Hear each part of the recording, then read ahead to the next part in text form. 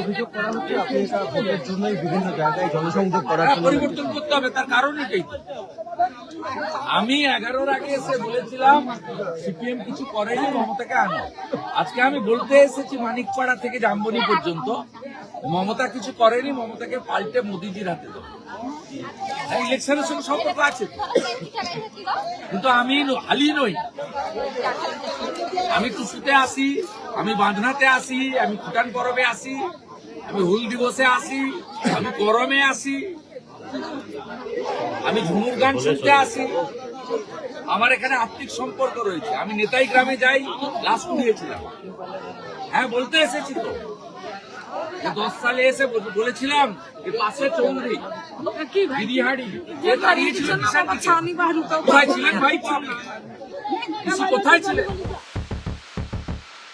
বুধবার পৌষ সংক্রান্তির দিনটি জঙ্গলমহলে কাটালেন রাজ্যের বিরোধী দলনেতা শুভেন্দু অধিকারী।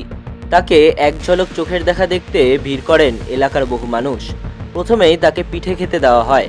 শুভেন্দু নিজে হাতে পিঠে খাইয়ে দেন কয়েকজনকে, তারপরে নিজে খান। এই সময় এক মহিলাকে বাটি হাতে গরম গরম পিঠে নিয়ে এসে ভিড় ঠেলে শুভেন্দুর কাছে যাওয়ার চেষ্টা করতে দেখা গেল। পরে অবশ্য সবার চেষ্টাতেই ওই গায়ের বধূ শুভেন্দুর হাতে তুলে দেন পিঠে পুলির বাটিটা। এবারেও প্রথমে অন্যকে খাইয়ে তবেই খেলেন নিজে। তারপরেই জানিয়ে দিলেন জঙ্গলমহলের সঙ্গে তার নারীর টান রয়েছে। এও জানালেন পরিবর্তন করতেই তিনি জঙ্গলমহলে এসেছেন। অভিযোগ করা হচ্ছে আপনি এটা ভোটের জন্যই বিভিন্ন জায়গায় জনসংযোগ করার জন্য পরিবর্তন করতে হবে, তার কারণ এটাই। আমি 11-র আগে এসে বলেছিলাম সিপিএম কিছু করেনি, মমতাকে আনো।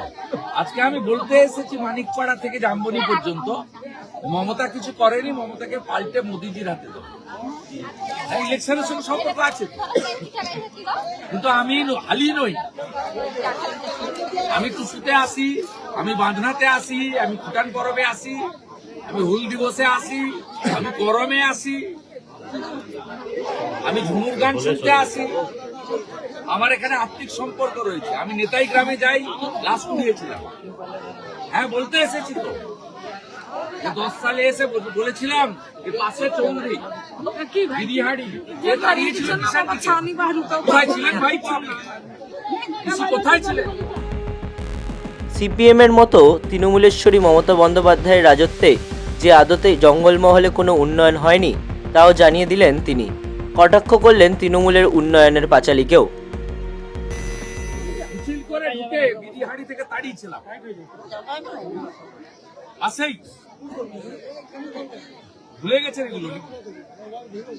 রাস্তা নেই, জল নেই, বাথরুম পাইনি, বাড়ি পাইনি, খাওয়ার জলটুকু নেই, অধিকাংশ লোকের ভাতা নেই, কম দেয় না, পোকা পোকা আটাগুলো দেয়, সে আটা গবাদি পশু খায় না। বাড়িগুলো দেখান না, আমাকে না দেখিয়ে গ্রামে বাড়িগুলো দেখান, কুয়োতে জল তুলে। এটাই উন্নয়নের আসল পাঁচালী গ্রামে। জঙ্গলমহলের কনকনে ঠান্ডায় রোদের দিকে পিঠ করে বসে শুভেন্দু খেলেন পিঠে পুলি। পরে স্থানীয় একজনের বাড়িতেই সারেন মধ্যাহ্নভোজন। বাড়ির উঠোনে পিঁড়ির ওপর বসে কাঁচা শালপাতায় তিনি সারলেন মধ্যাহ্নভোজ। তাকে যা যা তরকারি দেওয়া হয়েছে তা যেন তার পাশে বসে যারা খাচ্ছিলেন তাদেরও দেওয়া হয়, তার নির্দেশও দিলেন রাজ্যের বিরোধী দলনেতা। তৃণমূলের সেকেন্ড ইন কমান্ড অভিষেক বন্দ্যোপাধ্যায়ের সেবাশ্রয় প্রকল্প নিয়েও খোঁচা দিতে ছাড়েননি বিজেপির এই নেতা। তার বক্তব্য পিসি স্বাস্থ্যক্ষেত্রে ব্যর্থ, তাই নামানো হয়েছে ভাইপোকেও। শুনানিতে কি হবে তো পরে কাল থেকে লন্ডন জন্য সেবাশ্রয় শুরু হচ্ছে, কি বলবো সেবাশ্রয় কৃষি ব্যর্থ, তাই ভাইপো হাত লাগিয়েছে এটা ভোটের জন্য। আর দ্বিতীয়ত হচ্ছে পিসির হসপিটালে কোনো ওষুধ পাওয়া যায় না, চিকিৎসা পিসি দিতে পারেনি, স্বাস্থ্যমন্ত্রী ফেল করেছে বলে এগুলো করে ওখানে কিছু হবে না। জঙ্গলমহলে তিনিই যে তৃণমূলের ভিত্তিপ্রস্তর স্থাপন করেছিলেন তাও অকপটে স্বীকার করে নেন রাজ্যের বিরোধী দলনেতা। জঙ্গলমহলে কেন উন্নয়ন হয়নি তারও কৈফিয়ত চান রাজ্যের বিরোধী দলনেতা।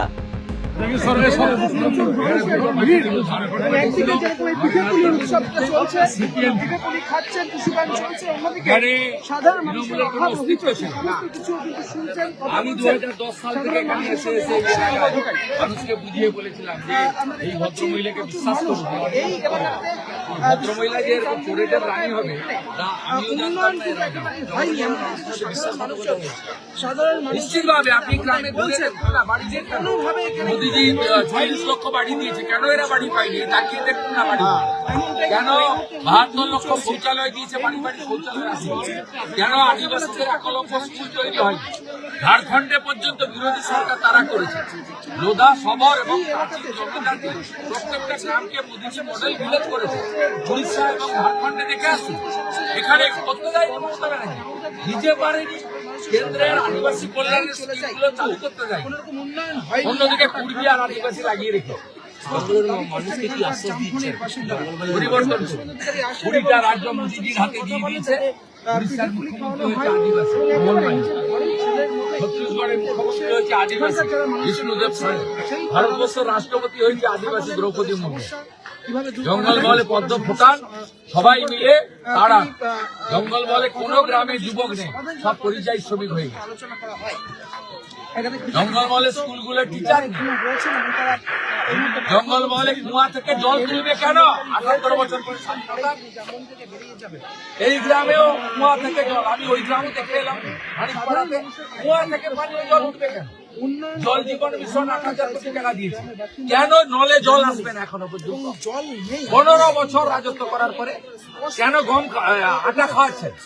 ভারত সরকার গম দিচ্ছে, সেই ভালো গমগুলো পাচার করছে, আর আটাগুলো পোকা গমগুলোকে আটা পেশাই করে প্যাকেটে ঢোকাচ্ছেন। ও তো গবাদি পশুও মুখে দেয় না। 1 কেজি করে চাল কমিয়েছেন কেন? 7 কোটি লোককে পশ্চিমবাংলায় মাথা পিছু 5 কেজি চাল অথবা গম নরেন্দ্র মোদীজির ভারত সরকার দেয় কেন? বহু মানুষ এখনো বুড়া ভাতা পায় না কেন? হাজার টাকার মধ্যে 800 টাকা তো ভারত সরকার দেয়, 200 টাকা তো আপনি দেন। রাজ্যে ডবল ইঞ্জিন সরকার না হলে যে উন্নয়ন হবে না তাও জানিয়ে দেন শুভেন্দু। তিনি বলেন, আপনারা পদ্ম ফোটান, তাহলে রাজ্যে উন্নয়নের জোয়ার বইবে। সোমবার টুডে নিউজ ব্যুরো।